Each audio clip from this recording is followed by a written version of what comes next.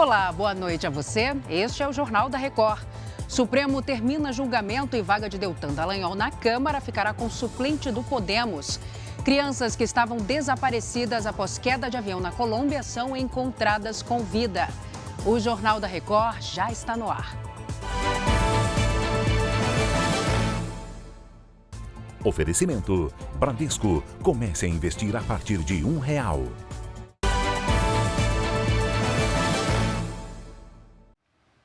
Um motorista de aplicativo foi atacado por dependentes químicos nesta sexta-feira na região da Cracolândia, no centro de São Paulo. O repórter Roberto Tomé acompanhou esse caso. Tomé, boa noite para você. Como foi esse ataque? Boa noite, Salsi. Boa noite a todos. O ataque foi feito durante o dia. As imagens mostram diversas pessoas cercando um carro branco. Um dos agressores quebra o para-brisa com um pedaço de pau. Ao mesmo tempo, outras pessoas abrem as portas do veículo. O motorista é agredido e tem o celular roubado. Pouco depois, ele consegue acelerar o carro.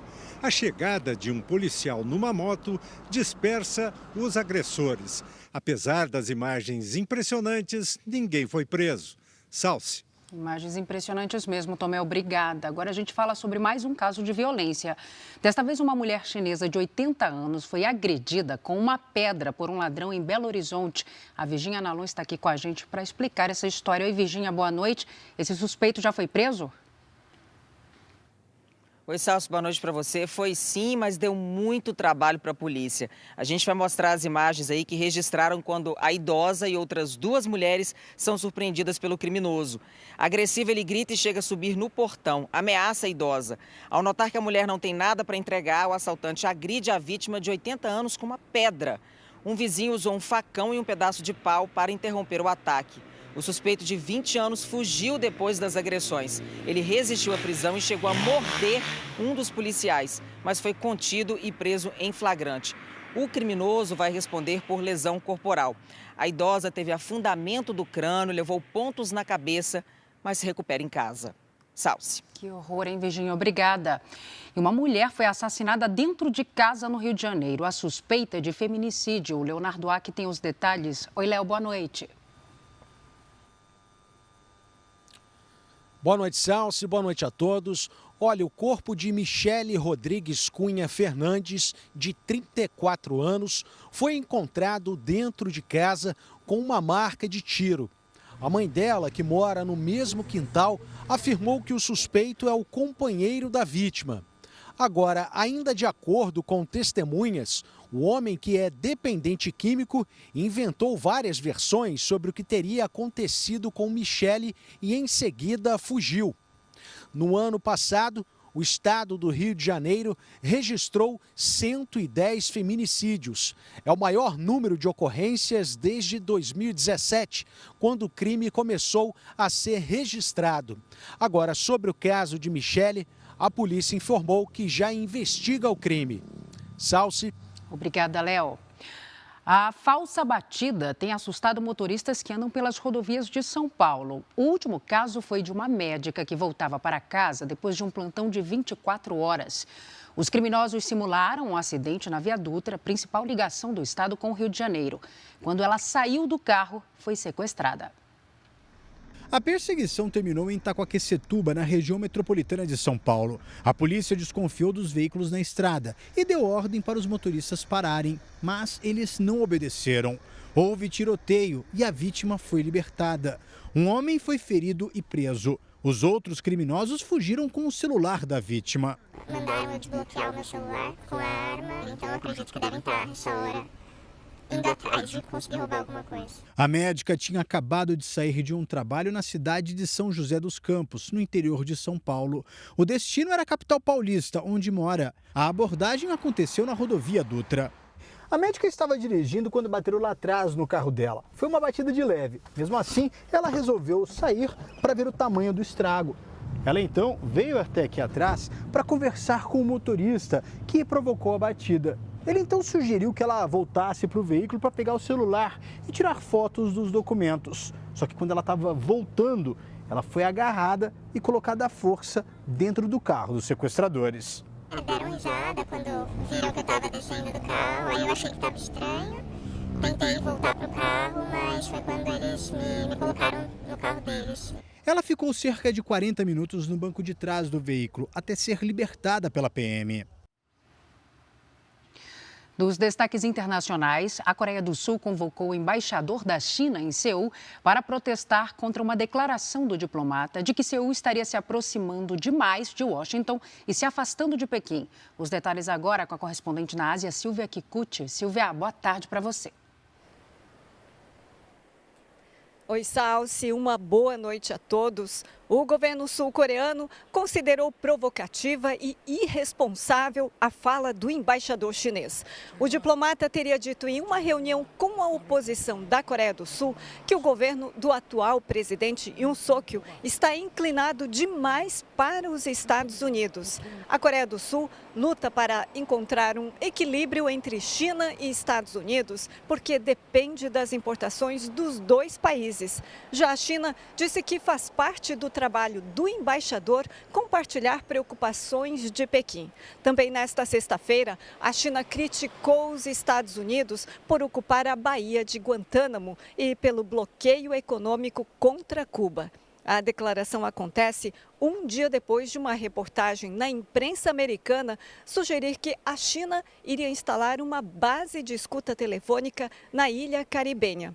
Pequim não comentou especificamente sobre a instalação da base. Salsi. Obrigada, Silvia. E as 4 crianças que estavam perdidas na Amazônia colombiana foram encontradas com vida. Elas estavam no avião que sofreu um acidente. A informação foi confirmada pelas Forças Armadas da Colômbia.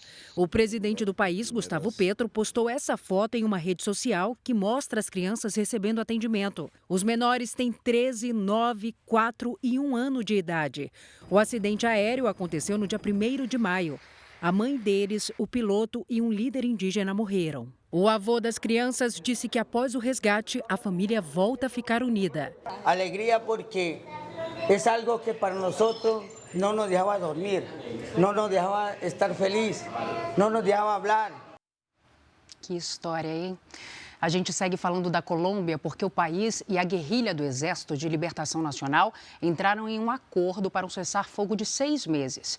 Esse acordo foi fechado em Cuba e entra em vigor em agosto. Autoridades afirmaram que pretendem reduzir a intensidade do conflito no país com esse acordo que é inédito. O secretário-geral da ONU, Antônio Guterres, parabenizou as partes envolvidas. O ELN, sigla para o Exército de Libertação Nacional, é a guerrilha mais antiga do país. Atua com sequestros, ataques contra a infraestrutura e tem envolvimento com o tráfico de drogas. De volta ao Brasil, 6 pessoas morreram neste ano num trecho da BR-040, na Serra de Petrópolis, no Rio de Janeiro. Esse local é conhecido como a Curva do Terror. Um caminhão tombou e fechou a rodovia por 7 horas. As obras na nova pista estão paradas há 7 anos. A rodovia é a principal ligação entre os estados do Rio de Janeiro e Minas Gerais. Mas para os motoristas, transitar pela Serra de Petrópolis é sempre um desafio. Ali é uma região que tem bastante neblina, né? Então fica complicado. E já viu muito acidente? Bastante. Quase todo dia tem, né?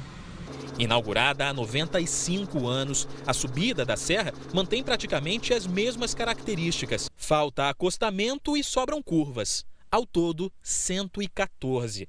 Foi numa delas que um caminhão-tanque carregado de combustível virou e pegou fogo. O acidente foi no quilômetro 96, trecho que tem velocidade máxima de 50 km por hora. Por ser uma curva bem fechada, os acidentes são frequentes. A via ficou interditada por 7 horas e só foi totalmente liberada no início da noite desta sexta. O motorista morreu no local e as chamas atingiram outros 5 veículos. Um levantamento feito pela concessionária que administra a via mostrou que desde o início do ano, 6 acidentes foram registrados no mesmo trecho. Por causa do alto índice de perda de controle do veículo, o local ficou conhecido como a Curva do Terror. As obras da nova subida da serra, que dariam fim às curvas sinuosas, estão paralisadas há 7 anos. De um lado, a concessionária afirma que o governo federal não cumpriu obrigações do contrato de concessão. Já o Tribunal de Contas da União identificou em 2017 sobrepreço no valor de 400 milhões de reais na obra, além de superfaturamento de 51 milhões. Em 2018, a Concer, que administra o trecho, entrou em recuperação judicial. Este especialista diz que medidas simples de sinalização poderiam ajudar a reduzir acidentes na subida da serra. Com o reforço da sinalização viária, tanto vertical como horizontal, já pode diminuir o número de acidentes, até mesmo para o motorista ter mais atenção à sinalização, que até muitos dos acidentes, infelizmente, hoje acontecem por imprudência do motorista. Nesta manhã, 2 carros bateram de frente em outro trecho da BR-040, em Congonhas, Minas Gerais. Um dos veículos capotou e ficou destruído. Uma pessoa morreu e 6 ficaram feridas. Um helicóptero ajudou no resgate de uma criança e a pista ficou parcialmente interditada. Terminou agora há pouco o julgamento do Supremo Tribunal Federal, que confirmou que Luiz Carlos Rauli, do Podemos, do Paraná, vai ocupar a vaga de Deltan Dallagnol na Câmara. O repórter Matheus Escavazini traz as informações ao vivo de Brasília. Boa noite, Matheus. Boa noite para você, Salsi. O julgamento aconteceu em plenário virtual e terminou em 6-3. Apenas Nunes Marques não apresentou o voto. O ministro que não quiser não precisa apresentar o voto. A maioria dos ministros do STF entendeu que a vaga deve ficar com o suplente do partido, contrariando o Tribunal Regional Eleitoral do Paraná, que alegou que Rauli, com 11 mil votos, não havia conseguido a quantidade mínima de votos para assumir a cadeira. O julgamento analisou uma decisão liminar de Dias Toffoli, relator do caso, que na última quarta-feira acatou um recurso do Podemos que pedia a derrubada de recontagem de votos feita pelo TRE do Paraná, que chegou a declarar Itamar Paim, do PL, como substituto. Portanto, Rauli, do Podemos, vai herdar a vaga de Deltan Dallagnol, cassado pelo Tribunal Superior Eleitoral. Salsi. Obrigada, Matheus. Até já. Olha, 10 milhões e 500 mil brasileiros têm direito a sacar o dinheiro do PIS/PASEP. A Caixa Econômica já reservou 25 bilhões de reais para os pagamentos. O saque deve ser feito até o dia 5 de agosto. Quem trabalhou com carteira assinada na iniciativa privada ou no setor público entre 1971 e 1988 tem direito a fazer o saque. A Caixa Econômica separou mais de 25 bilhões de reais para os pagamentos. A consulta pode ser feita pela internet ou pelo aplicativo do FGTS. É possível escolher a forma de saque, crédito em conta ou presencial, direto em uma agência. O saque deve ser feito até o dia 5 de agosto. Depois dessa data, o dinheiro que não for retirado vai para o Tesouro Nacional. E aí, para ter acesso aos valores, será preciso entrar com um recurso num prazo de até 5 anos. No caso de trabalhadores que morreram, o saldo pode ser retirado pelos herdeiros. Jason já vai conferir se tem um dinheiro extra a receber. Até 88 para trás a gente tem alguma coisa. Vai que às vezes tem algum resíduozinho, né? É isso. Agora, de olho no mercado financeiro, aqui no telão, o dólar fechou a sexta-feira no menor valor desde junho do ano passado. A moeda americana foi negociada a R$ 4,87. Na Bolsa de Valores, o Ibovespa encerrou o dia em alta de 1,33%, acima dos 117 mil pontos. Grandes bancos pretendem participar do Desenrola, um novo programa de renegociação de dívidas que será lançado pelo governo federal. A gente volta a Brasília agora com Matheus Escavazini. Matheus. Salsi, a Federação Brasileira dos Bancos disse que participa da elaboração da medida desde o início. A Febraban afirmou em nota que conta com mais de 114 instituições financeiras e que o Desenrola tem potencial para que o crédito possa continuar a ser concedido de forma segura dentro das necessidades dos clientes. O foco do programa são pessoas com dívidas de até R$ 5 mil. Alguns bancos esperam a regulamentação para começar as renegociações de dívidas e avaliar os impactos. O Desenrola foi desenvolvido pela equipe econômica do Ministério da Fazenda e a expectativa é que seja lançado no mês que vem. Salsi. Obrigada pelas explicações, Matheus. Bom descanso. Nesta sexta-feira aconteceu o Dia Mundial da Imunização e o Ministério da Saúde usou a data para fazer um alerta para a queda no índice de vacinação aqui no Brasil. Combater notícias falsas sobre os imunizantes é uma das prioridades da pasta. A vacina da gripe, por exemplo, foi aplicada em 44 milhões de brasileiros, pouco mais da metade dos mais de 81 milhões de doses disponíveis. Carteira de vacinação em dia e consciência tranquila. O Bernardo, de 10 anos, tomou 2 vacinas de uma vez, a da gripe e o reforço da Covid. Foi bem tranquilo, para falar a real. No primeiro tempo, uma agonia vem, mas depois fica mais relaxada. A vacina ela vem, de estudos científicos, com profissionais qualificados. Então é tudo muito embasado, de forma que eu recomendo fortemente a vacinação aí para proteção de todos. Para ajudar a tirar o medo da agulha, neste posto foi instalada a Rampa da Coragem, uma saída encontrada pela Elisa para dar aquele empurrãozinho a mais. Dá uma força para a criançada, Que a gente precisa também de ter um pouco dessa empatia, Ver o lado deles e tudo e relaxar um pouquinho. O estímulo tem motivo. O cenário não é dos melhores entre as crianças. Apenas 77% tomaram a vacina da poliomielite, que previne a paralisia infantil. O ideal é que o índice chegasse a 95%. Não tem poliomielite no Brasil no momento, mas caso venha qualquer caso externo de fora do país e contamine um indivíduo, a possibilidade dele transmitir a doença para outras pessoas é muito grande. Então a gente precisa necessariamente de uma alta cobertura vacinal para manter essa redoma aí de proteção em torno de toda a população do Brasil. O Ministério da Saúde tem feito uma campanha para combater a desinformação sobre os imunizantes. De acordo com a pasta, as notícias falsas desestimulam a vacinação. Hoje, a ministra da Saúde, Nízia Trindade, defendeu num vídeo publicado na internet que é preciso retomar a alta cobertura vacinal no país. A baixa cobertura nos expõe ao risco da volta de doenças que já haviam sido eliminadas. Inclusive, foi na campanha de eliminação da poliomielite que nasceu o Zé Gotinha, para mostrar que vacinas são a forma mais segura e eficaz de proteger nossa população. Apesar de importante, muitos brasileiros têm deixado de se vacinar. A imunização contra a gripe, por exemplo, teve baixa adesão em todo o país. A campanha nacional foi encerrada em maio, mas com a procura baixa, os estados e municípios foram orientados a estender a vacinação e ampliar o público que pode ser vacinado. Hoje, a recomendação é que todos que tenham mais de 6 meses de idade sejam imunizados contra a influenza. A vacina bivalente contra a Covid-19 também tem sido deixada de lado. Apenas 12% dos brasileiros aptos receberam o imunizante. Dona Maria das Neves prefere não negligenciar a própria saúde. É a 5ª dose já, então estou prevenida para viver mais uns 60. O Canadá começou a receber ajuda internacional para combater o grande incêndio florestal que atinge o país. Pelo menos 110 bombeiros da França já chegaram ao Canadá. A missão é combater mais de 130 focos de incêndios florestais.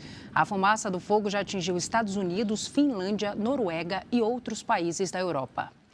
Uma tirolesa de 110 metros de altura já está funcionando entre as cidades paulistas de São Bernardo do Campo e Cubatão.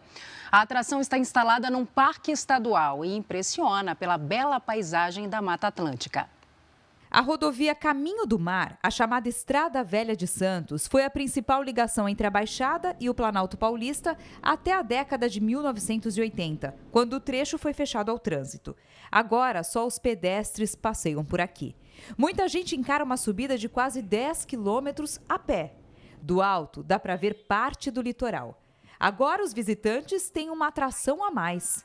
E sabe como eu vou voltar lá para baixo, para Cubatão? Assim, olha, no alto, pendurada, a cerca de 100 metros de altura.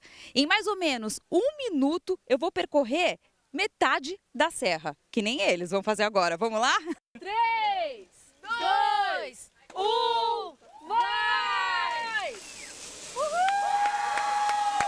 As descidas são em dupla. A tirolesa tem meio quilômetro de extensão e muita adrenalina. No ponto mais alto, a sensação é de voar sobre a Mata Atlântica.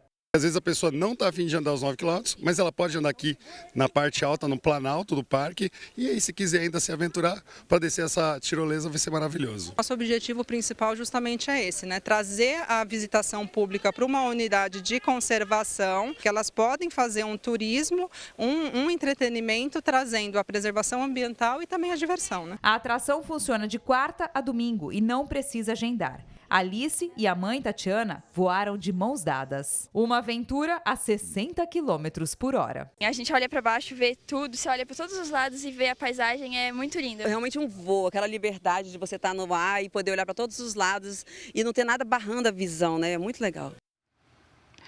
E antes de encerrar, uma bela imagem registrada nesta sexta-feira no Rio de Janeiro.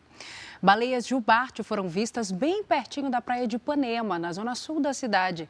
Durante o período de migração, os animais da espécie buscam as águas mais quentinhas do litoral brasileiro para se reproduzirem ou terem os filhotes. O espetáculo ficou completo com um belo salto desse gigante dos mares. Este foi o Jornal da Record. Você fica agora com Fala Que Eu Te Escuto. Boa noite, cuide-se. Tchau.